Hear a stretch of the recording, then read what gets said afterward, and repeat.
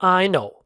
You're asking yourself this question. Why choosing Python, Gus? My duty is to help you make that decision. Let's make some comparisons first. When you want to compare choices, it's better to use some sort of grouping logic. If you like burgers, but your friend John like pizza. Well, both of these choices falls under the fast food category. And if you like to eat Greek salad, that's the salad category. So how this is related to what we're doing? Programming language choices also have categories. For example, if you want to develop a business application, it's better to use a programming language like C Sharp or Java. Which one you choose is not my business. It's your choice, and I respect it. Now, if you want to develop hardware drivers, you need to delve deep into C++ and assembly language. Another interesting category is the web application programming languages. You have to choose between ASP.NET, PHP, and you need to know about JavaScript. Now comes the turn of our category, penetration testing. First, you need to know about Python and some information about Perl. And that's optional. Why Perl? Because Metasploit is built with Perl. I'm not done yet. You need also to learn the C language and assembly language for reverse engineering and lower level skills. Before you start on this course, you need some prerequisites. Like, for example, I'm assuming that you know about ethical hacking. If you don't, then I invite you to check our Pluralsight library. We have plenty of them. And here's a link to starters. Also, it's better that you have some experience in penetration testing. Finally, I expect that you know about Python already. If you don't, please check our library. Here's the one that should help you to start quickly learning this awesome programming language. Let's check together what we are going to cover in this course. In the next module, we will set up Kali Linux to be ready as a development environment. And we are going to test a simple program to see how it works. In the module after, we are going to experiment an interesting concept, network programming, using Python. And you will learn how to develop a TCP client, a TCP server. Finally, we'll see how to develop a UDP client. In this specific module, I will show you how to think out of the box and leverage the concept that you are trying to learn so you can implement it during your penetration testing job. In the next module, you will learn about raw sockets in Python and you'll see how to apply them using some practical scenarios in sniffing, decoding the IP header, and decoding ICMP. In the final module, we will use what we have learned and try to develop a rat, something that looks similar to Netcat. So we will build a client and a listener to bypass firewalls and execute a reverse shell. I hope that this figure helps you to see the course from an upper view so you would feel comfortable about the topics that we are going to cover. The most interesting part of this course is that I will teach you how to take advantage of these topics and try to extend your penetration testing imagination. And you will see me talking about banner grabbing, network scanners, exploitation, and so on. In fact, the options are endless, and I cannot cover everything in a single course. Probably more to come in future courses. In this module, we will install the Python IDE on Kali. Now the question is, why choosing Kali? Well, a successful penetration tester is the one who can use the same tools the bad guys use. Kali Linux is the best friend for black hat hackers, so it should be yours. Let's get started. To know which version of Python is installed on your Kali box, open your console and type the following command. As you can see, the version 2.7 is installed by default on this operating system. I've heard a lot of debates between developers. Should I use version 2 or version 3? My simple answer is that you need to know both. But in this course, we will cover the default version installed on Kali, which is 2.7. In order to develop programs in Python, we're going to need an IDE that is compatible with Kali, right? I have chosen a candidate called WinGIDE. You can use any text editor too, like gedit or Nano, but you won't have all the bells and whistles that the professional IDE will offer you. Now open your browser and head straight to this website, wingware.com. Unfortunately, WinGIDE is not free, but you can download a trial version. In the top menu, select the download item and click on the professional version. On this page, click on the top button where it says Debian package. Select Save and click on OK. After the download is complete, select the Downloads folder. In here, right-click and select Open in Terminal. First, I will issue the ls command to double-check the contents of this folder. Next, I will use the dpackage command to install WinGIDE. Oops, it looks like that we have some errors here. No worries. To solve this issue, you need to execute the following command. This command should fix any dependencies and install WinGIDE. Perfect. Let's try to execute the installation one more time. Voila, it worked this time. Now you're ready to start programming in Python. After the installation of WinGIDE, now it's the time to start exploring its general features. I'm a big fan of the command shell, so I'm going to start this program by executing the following command.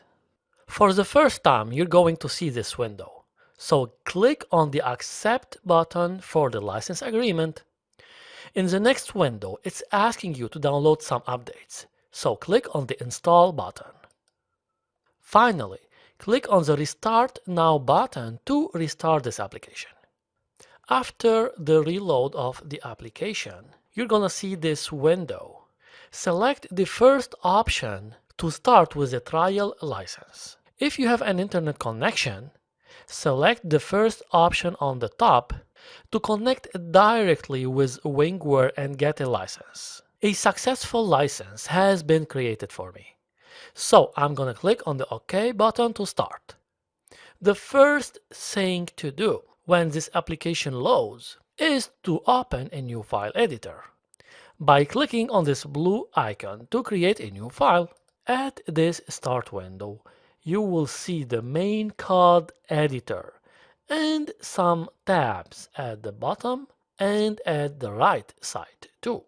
I have already created a simple program for this demo. So I will paste it here in the editor. As you can see, the code starts here at the bottom. It calls the main function. And in the main function, I define an IP address variable. And finally, I call the ping function to print some random text. If you already watched my previous module, I'm assuming that you already know about Python. So this example should be a piece of cake for you. Because the entry of this program is here at the main function, I will put a breakpoint to stop the debugger and watch the process in details. First thing first, I will press Ctrl S to save the file. Next, in the debug menu, click on Set Current as Main Debug File in order to be able to debug this file. To execute the Python application, press F5 on your keyboard or press the play button up here. In this new window, you will need to enter the arguments values. But since we don't have arguments in this example, I'm going to click on the OK button to proceed further. At this moment, the debugger stopped at my breakpoint and it's waiting for my command. So I'm going to step into the current execution by clicking on this menu button. Next, click on the Stack Data tab. This window is going to show you some useful information, such as the local variables and the global variables at the place where our breakpoint is stopped. This is very useful to track down bugs and exceptions in your program. Next, I'm going to step over to the second line by clicking on this button. Check this out. The server IP variable has changed after stepping out of the first line. Now let's say you want to run the shell at the breakpoint location. For this purpose, click on the Debug Probe tab. And now you can interact with your Python program. For example, let's check the value of the server IP address. Alright, let's change the value now to something else, like 10.0.0.1. This is so powerful. I just change the value of the server IP variable at runtime. Now let's step into the ping function.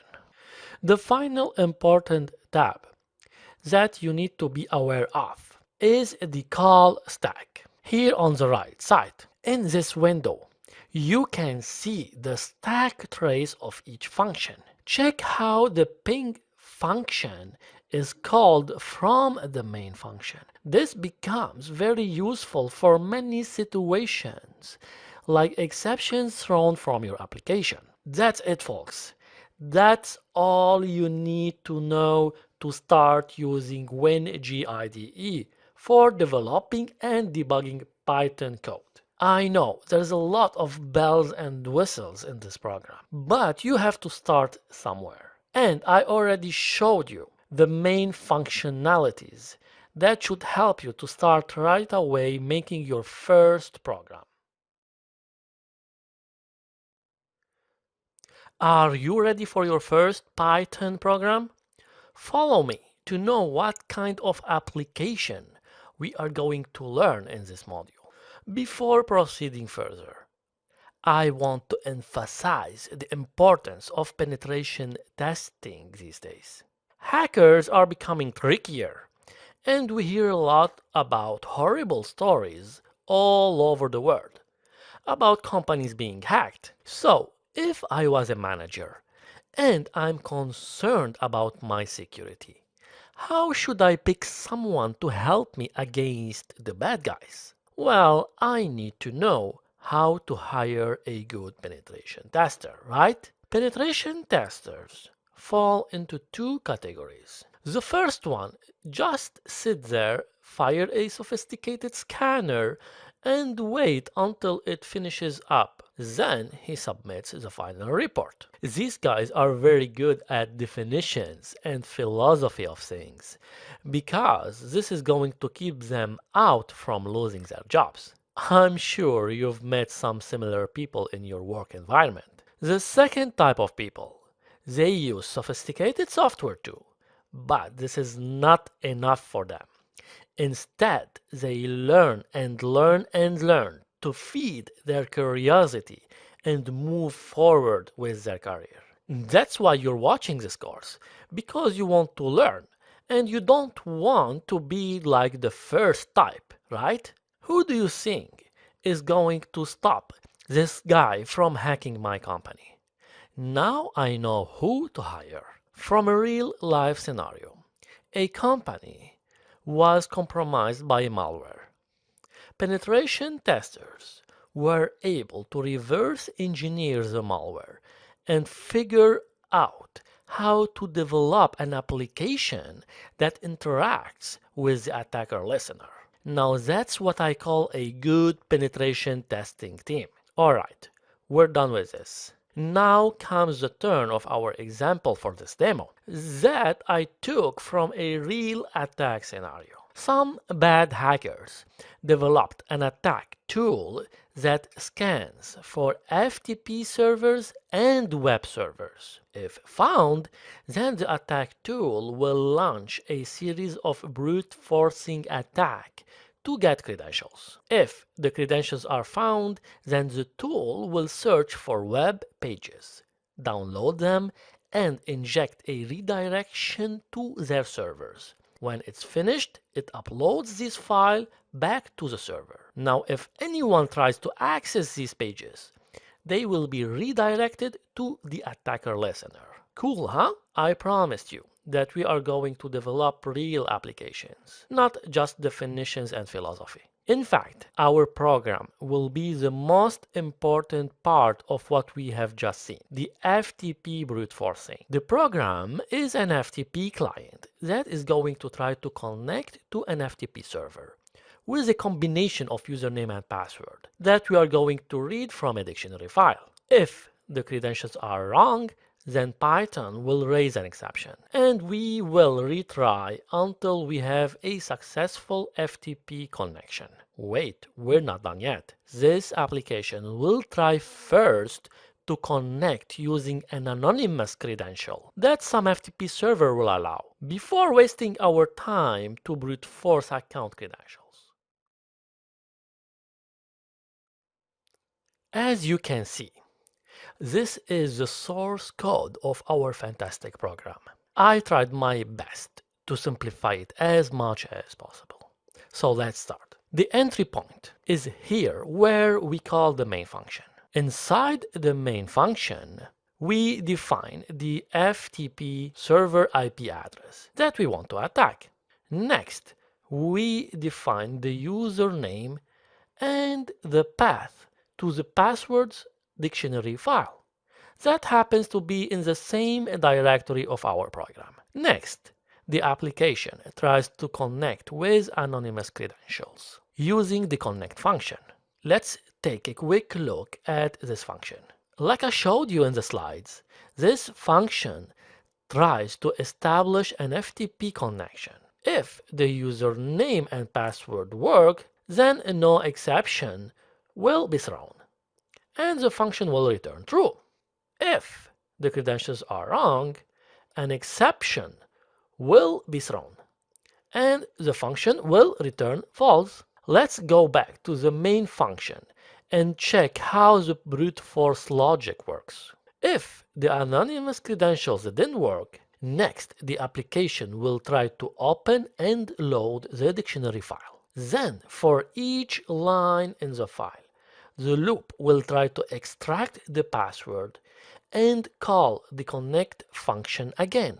If it returns true, then we have found the combination of username and password, and the program will exit. If not, then the program will retry with another combination of username and password, and so on and so forth. Let's try it. First, click on the debug menu and set current as main debug file. Next, I will press F5 to start the program.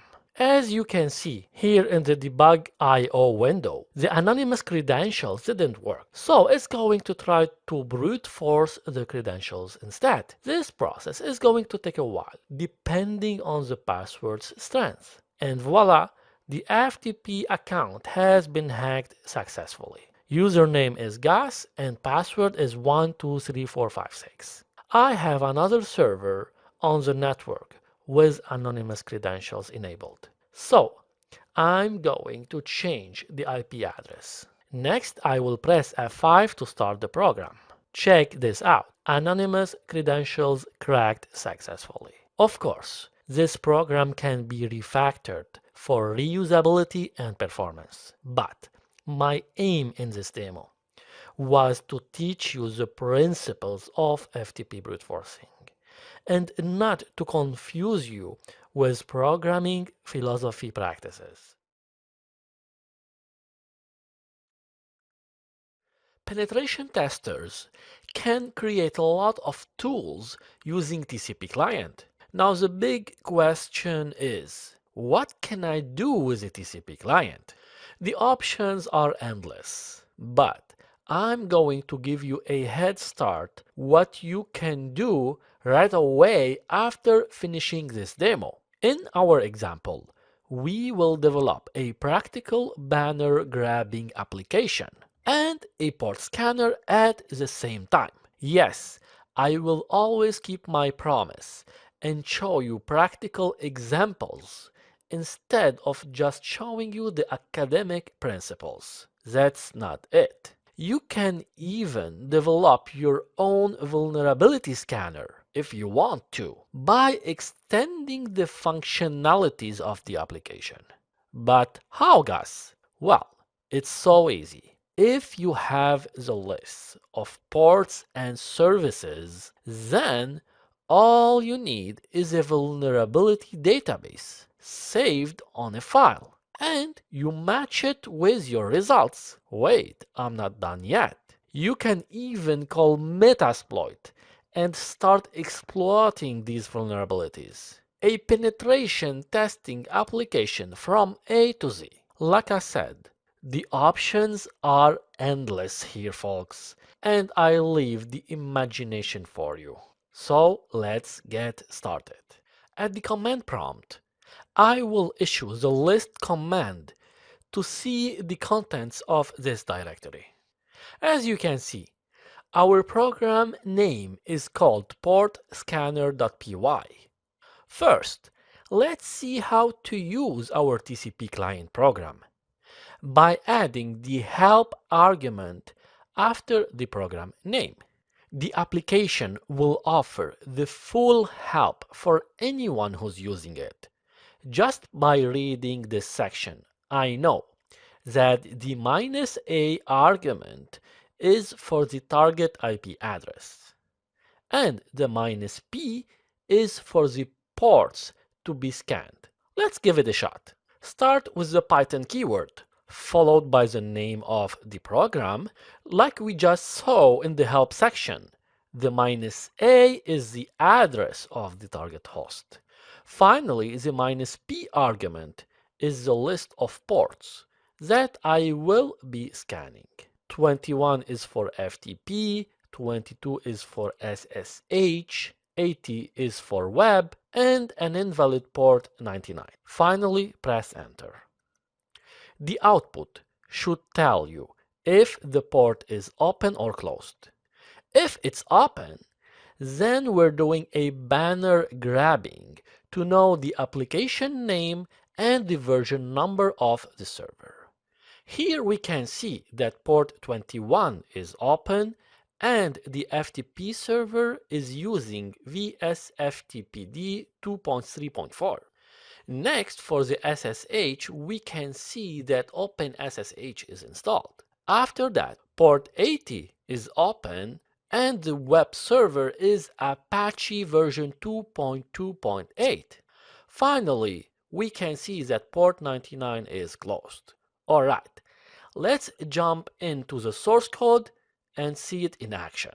Here at the top, you can see that I imported two libraries. The arg parse is for parsing the arguments, and the network sockets library is used to develop TCP client functionalities. Note here that I'm importing all of them by using the star character at the end. As usual, the application will start here and call the main function. In the main function, the first line, I'm declaring that I will be using the arg parse library and instantiating the argument parser object. Here I'm defining a custom message that the application will show in case someone typed help before using the application.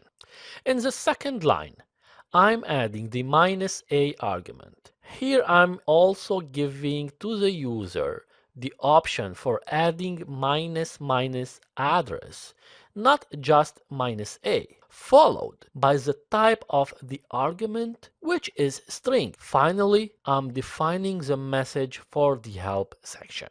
On the third line, I'm doing exactly the same thing, but for the port numbers that we need to define. Next, I'm declaring the args variable to parse the arguments of the address and ports by using the parse args function. In the next two lines, I'm using the args variable to store the values in the IP address and port numbers variable. The first one is easy. I'm just storing the args.address in the address variable. The second one is a little bit trickier. In fact, I'm splitting the port numbers and storing them in an array so I would be able to access them separately in the next function. Finally, we call the port scan function by passing the IP address and the list of port numbers to scan.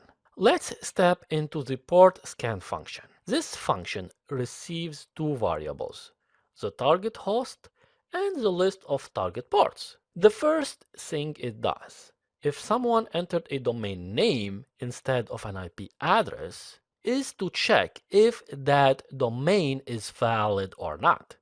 I want to share with you a trick that I use a lot while I'm programming. Let's say you are in the middle of your function and you want to test an idea. The best thing to do is to go to the Python shell and try the command yourself. First, click on the Python shell tab. Let's try this one. I will import the sockets library. Then declare the variable target IP by using the getHostByName function. Because the host is valid, I got the IP address of my personal blog website. Going back to the port scan function, we check if the domain is valid. If it's not, an exception will be thrown, and we print a custom error message and exit the application with exit 0 function. In the next line, we try to resolve the IP address to a domain if possible by using the getHostByAddress function. So if this is possible, I'm printing the resolved address. If it didn't work, that's okay, we can still proceed further. Let's see how it looks in the Python shell, so we can understand it better. Since I already imported the socket library, I don't need to do it twice. I will declare a variable called target name and call the function getHostByAddress. We can see that this IP address 8.8.8.8 was resolved to Google DNS server. Let's see what happens next.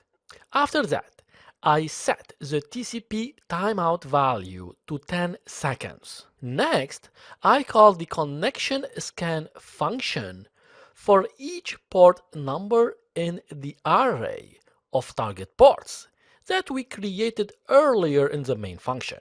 A quick note here. You can use multi-threading if you want.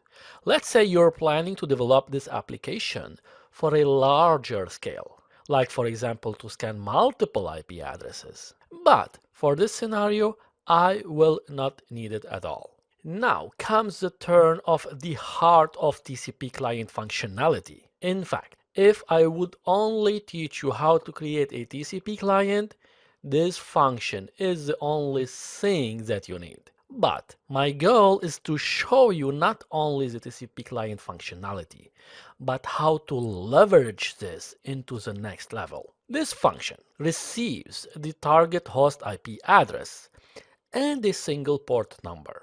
We start by trying to create a TCP network socket using the socket object. The AFINet means it's IP version 4, and the sock stream means it's TCP. We store that in the connection socket variable. Next, we try to connect using the connect function to the server and by passing the IP address of our target host and its port number. This is it, folks. We just achieved a TCP client in 2 lines of code. If the port is closed, an exception will be thrown. If not, we print that the port is open and we call the print banner function. Before I jump into the banner function, pay attention here that I'm always closing the socket object variable. It's a good practice not to keep the socket open. Alright, let's check out the banner function.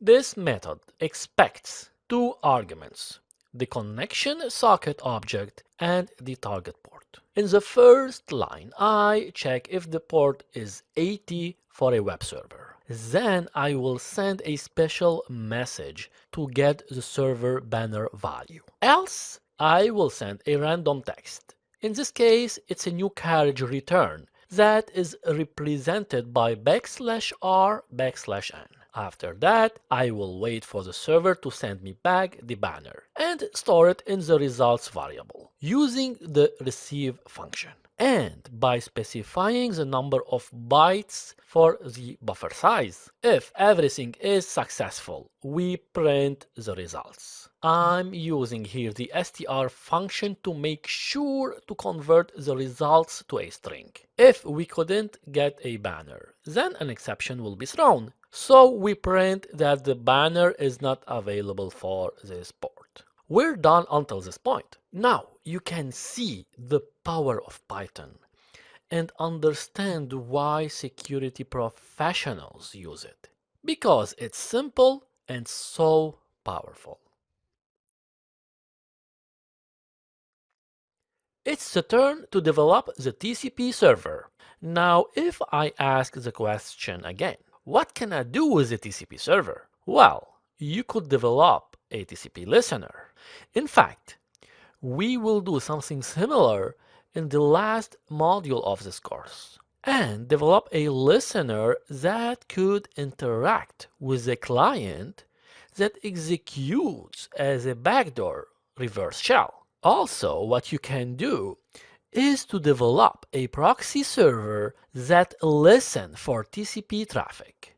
Another option is to develop your own custom TCP server, such as FTP, web, SSH, telnet, or mail server, and much more. The list doesn't end here, folks. Alright, let's start. First, I will list the files in this directory using the ls command. The program name that we're looking for is tcpserver.py. Let's execute the command with the help argument by adding the help at the end after the application name. All we need for the server to run is to specify the port number. If you omit it, then the application will choose the default number port for you, which is 4444. We don't need to specify the IP address because we will be listening locally to all clients with any IP address. Now it's the time to test our application. As always, you start with the keyword Python, followed by the name of the program and the port number that we want to listen on for the TCP server. As you can see, the server is listening at port 9999 for any connections. I will open a second console and run the port scanner application from the previous demo to connect with our server at port 9999. Check this out. Our server replied back with its version number. I know you're curious at this moment and you want to know how to program this server. You got it. Let's jump into the source code. First, let's start at the top, where we import the libraries. For the TCP server, we need to import three libraries. The first one on the top is the socket library. We need this for the TCP server functionalities. And then on the second line, we imported the threading library. For this example, we are going to implement multi-threading techniques for advanced listening functionalities. And the third library is the argparse that gives us the capabilities to parse the arguments entered in the command line. As usual, the entry point of the application is here at the end, where we call the main function. In the main function, the first line, I'm declaring a variable called parser, and I'm instantiating the argument parser object. Also, I'm defining a custom message for the application that will show in case someone typed tag tag help in the command line. In the second line, I'm adding the argument for the port number. The type is an integer because the port is a number. After that, I included the help message. And finally, I specified the default port number as 4444. In the next line, I'm declaring the args variable to parse the arguments by calling the parse args function. After that, I'm storing the port number value that was parsed and put it in the port number variable. If you're asking yourself the question, how argparse knows that the name is port? In fact, it's the second argument that we specified here for the tag tag port by removing the tag tag at first. Finally, we call the start server function and pass the port number as an argument. Now let's see what's inside the start server function. The first line in this function instantiate the socket object. The AFINet means it's an IPv4, and the socket underscore stream means it's a TCP connection. In the second line, we use the bind function to define the port number and the IP address. So what is this weird IP address 0.0.0.0? Well, when the server is using 0.0.0.0, this means that the service is listening on all the configured network interfaces. On the third line, we start listening and we accept only 10 connections. After that, we print a message mentioning that we start listening. Next, we add a while true loop.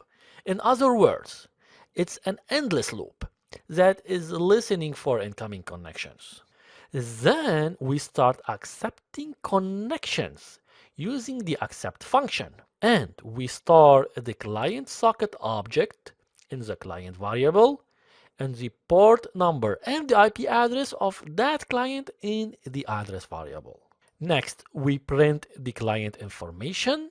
Finally, we start serving clients using the thread function by passing the name of the function, which is serve client, and the list of arguments, which is the client socket object, the IP address, and the port number of the client. Not to forget to start the thread using the start function. Let's jump into the serve client function. The first line is receiving the buffer data from the client. After that, we print the results.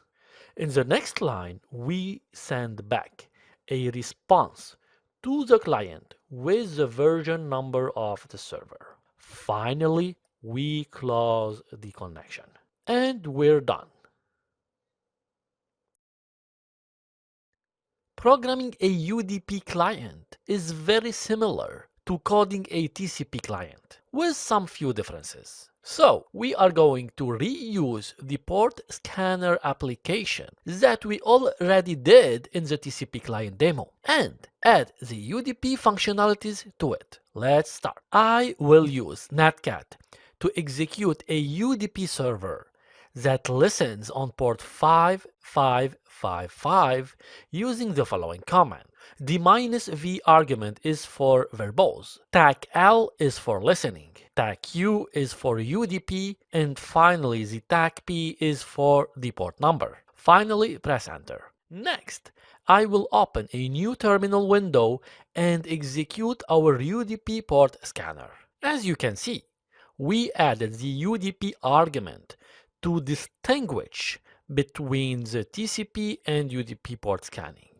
I will switch quickly to netcat and try to send a banner back to the port scanner.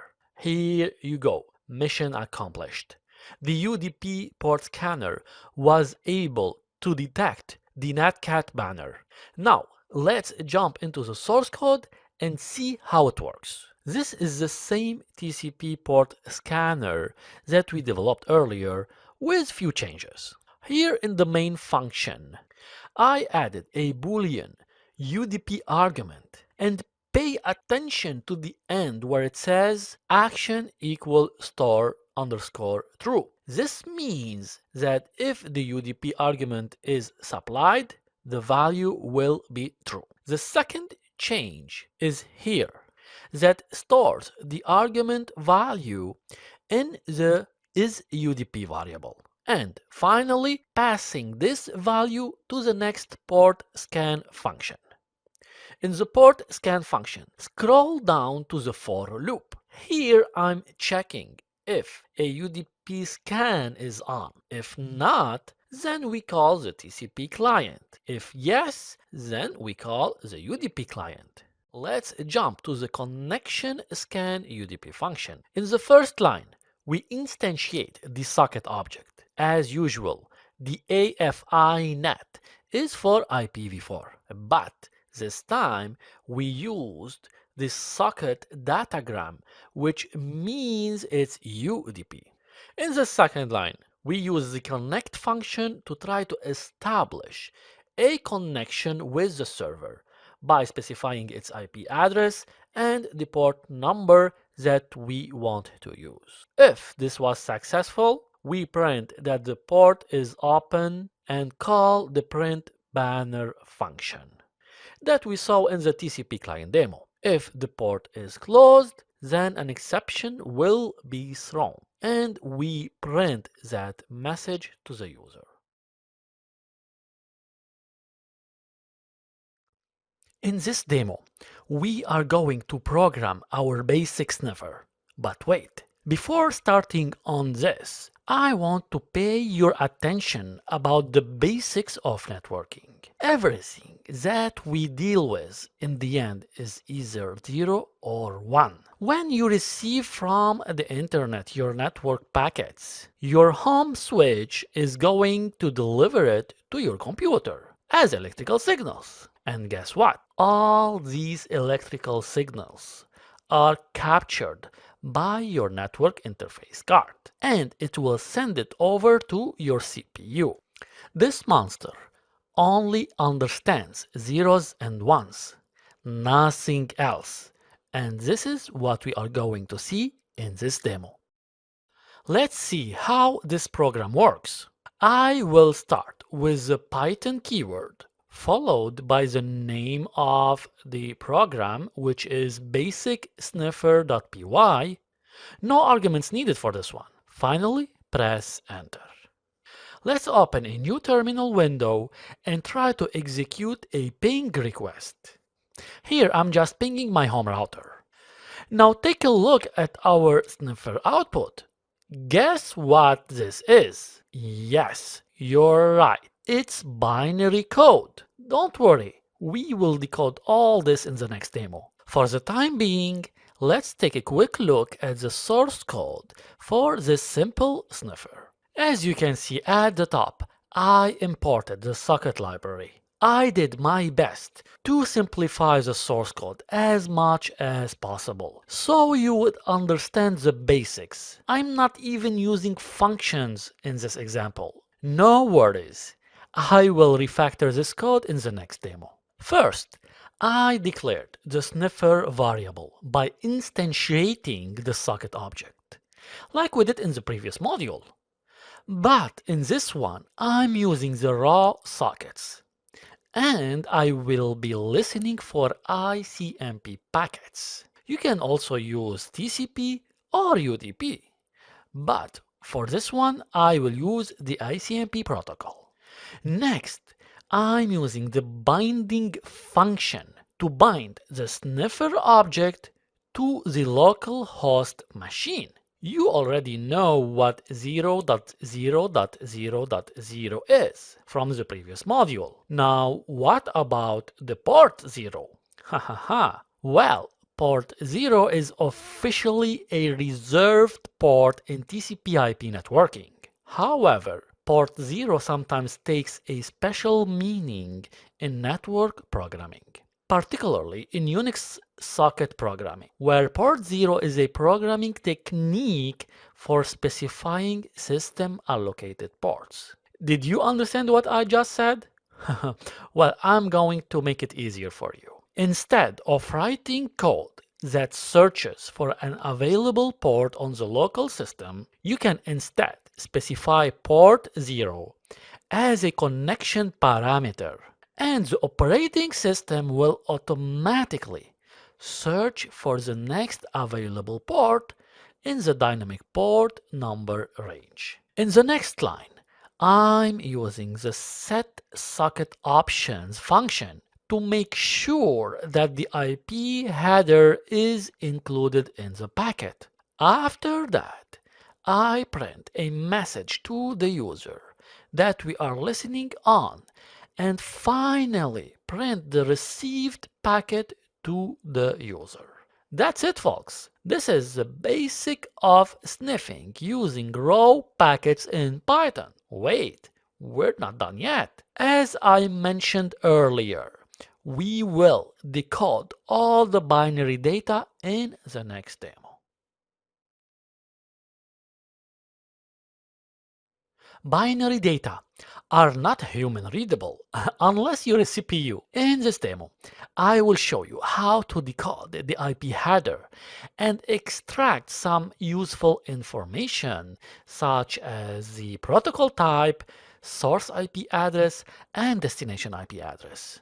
Do you remember your basic networking course? Now it's the right time to start using it. This table is going to map the binary code that we just saw in the previous demo to something we can understand as human. We will use the Python ctypes module to extract all these information.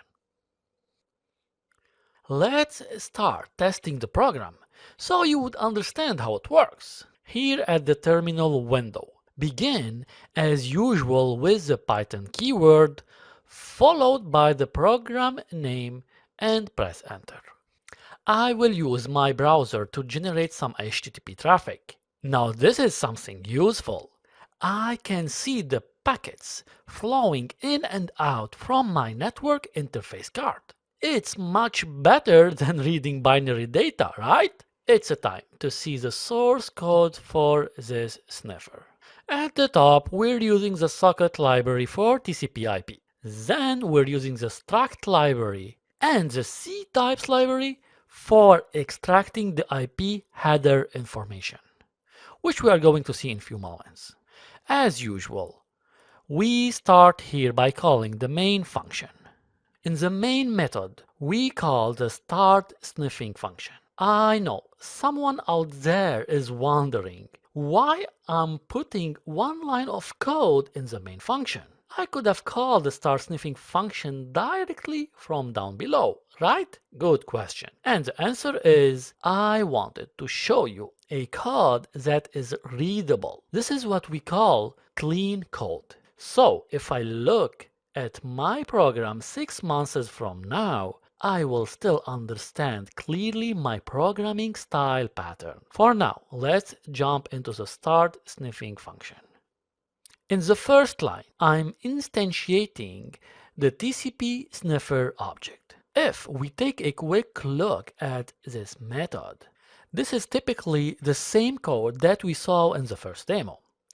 Pay attention here at the first line that I'm specifying that my sniffer will listen to TCP packets. After that, bind it to localhost, then include the IP header, finally return back the object. If this is unfamiliar to you, please go back to the previous demo and watch it before proceeding further. Going back to the sniffing function, in the second line, we print a message to the user that we are about to start receiving packets. After that, we start listening indefinitely by using the while true loop. And guess what is after that line? Yes, you're right. We start receiving binary packets. Next, we take these binary data and extract the IP header. Before I show you the IP header class, I want you to see the variables that you are going to need from this class. In the next line, I'm using the protocol name to make sure it's TCP. After that, I'm printing the protocol name, the source and destination IP addresses. Let's take a peek at the IP header class. Do you remember our IP table in the slide? This is how it is mapped by Python using the ctypes library. The new method of this class takes the binary data and forms the structure from it using the from buffer copy function. It's important to know that classes always call the new function first, then comes the init function. When we start with the init function, the IP header is already mapped. In the first two lines of this method, we extract the source and destination IP addresses.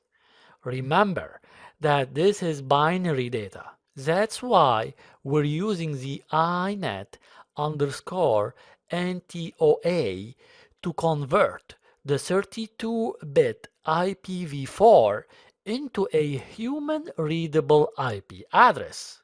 Then we try to get the protocol name such as TCP, UDP, or ICMP. In this example, I showed you a TCP sniffer. I leave the exercise for you to extend it further with UDP and ICMP. If you really understood everything until now, this should be a piece of cake for you.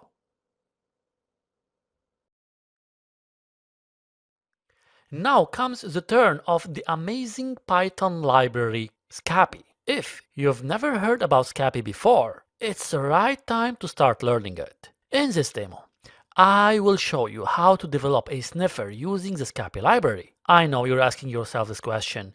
Didn't we just saw in the previous demos how to develop a sniffer? In fact, you ain't seen nothing yet.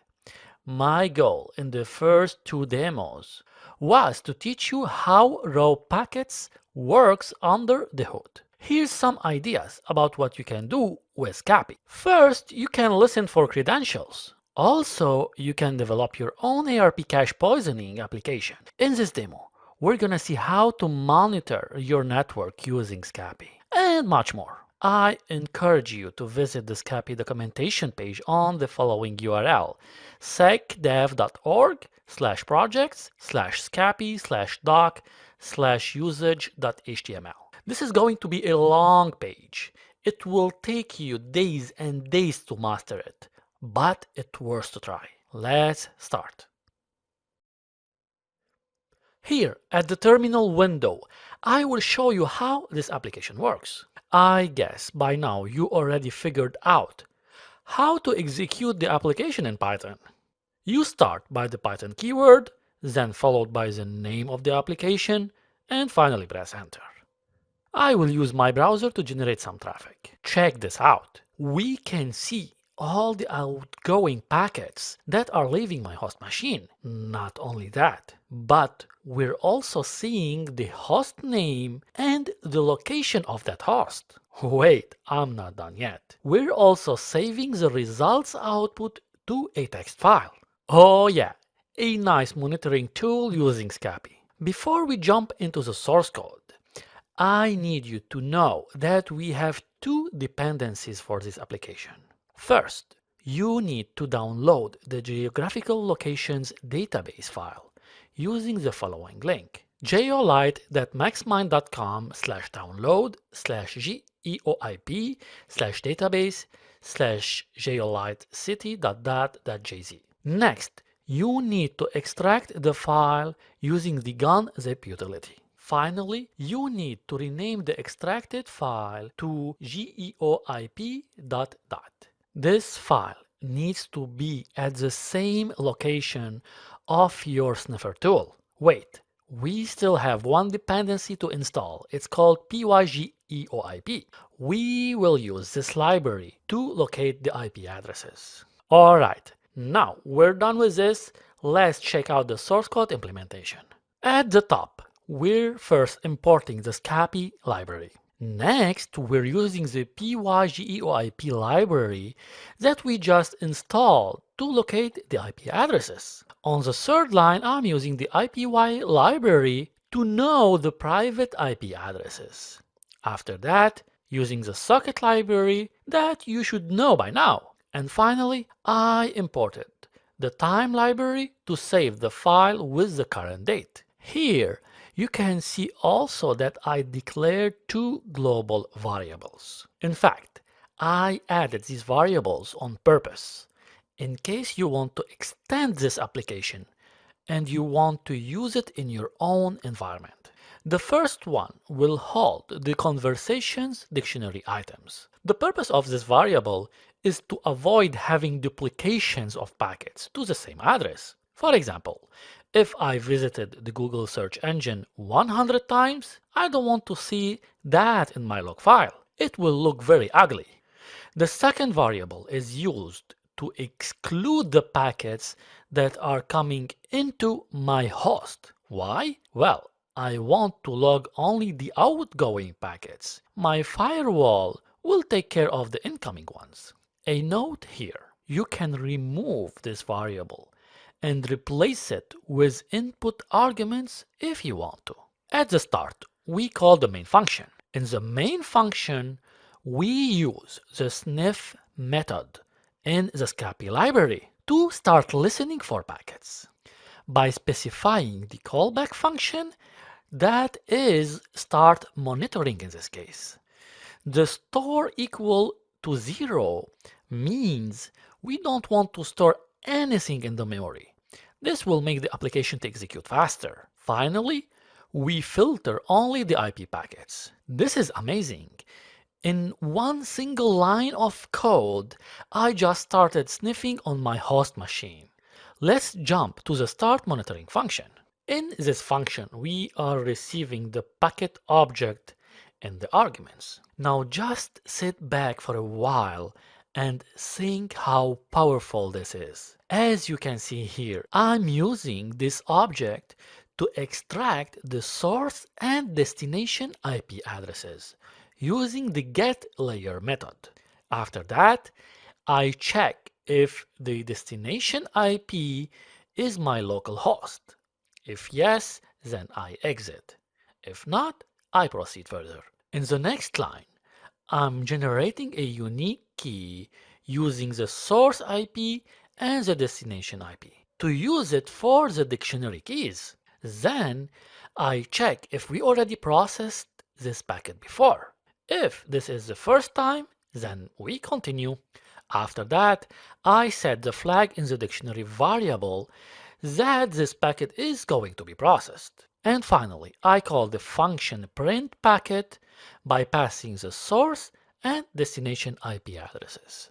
In the print packet function, I'm creating the contents of the message that we are going to print to the console and save it to the file. If you look closely at the arguments, I'm using the getInfo function to locate the IP addresses, which we're gonna see in a few seconds. Next, we print the message and finally save it to the file.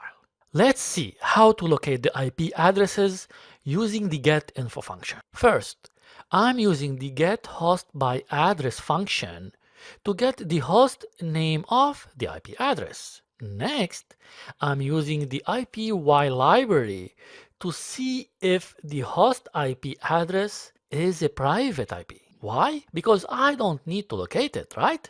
After that, we instantiate the GEOIP object and using the .dat file that we just downloaded earlier as an argument. Next, we start extracting the information. In this case, the country. And finally, return the results back to print it or save it. Let's jump to the save file function to understand how all these information are saved to a file. In the first line, I'm creating the file name. As you can see, I'm using the time library to get the current date because I want to save this file on a daily basis. Then I'm instantiating the file object by using the file name variable and the append argument to append the information to the file. After that, we write the data to the file and finally close it. That's it. We just saw how powerful and easy Scapy is. Again, I encourage you to check it out if you want to create your next piece of art using Python. In this module, we're going to see together how this application works. In fact, we will develop two Python files, one server for the attacker and one client to install on the victim's machine. So, the server will be the attacker tool that accepts connections from clients installed on victim's machine. Why we have this setup, right? Because the firewall will not allow an incoming connection from the outside, but will allow it from the inside to the internet. Some advanced backdoors will mimic an HTTPS transaction, so their activity will be 100% stealthy. The IDS will think that this is a web browser who's requesting a connection with the web server. If you understand this module, then you can write more advanced applications by yourself. Let's see this tool in action. This Kali host is going to be the attacker machine. So I will start the server by executing it here at the terminal window and using the port number 443 to mimic a web server functionality. As you can see, the server is now listening for incoming connections. Let's switch quickly to the victim machine and try to infect it with our client application.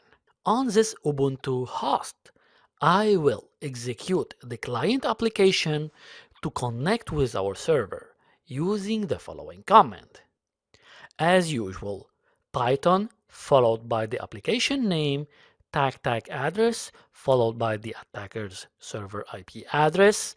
Finally, you need to specify the port number of the remote server and press enter. And voila, we're connected with the server. We're done here. Let's go back to the attacker host and start manipulating the victim's machine. Check this out. The connection with the victim is on. Let's see if we can execute commands on the remote host. First, type your command, then press enter. To start it, you need to press Ctrl D on your keyboard. Next, I will execute another command to see if it works. Alrighty, a remote access tool using Python. Isn't this awesome? Let's enjoy together the source code for this tool in the next two demos. Are you wondering what kind of commands you can execute after compromising a host? Don't worry, I invite you to visit my blog article on this topic. Be aware that this is just a sample of commands. Also, you can use Google to expand your imagination.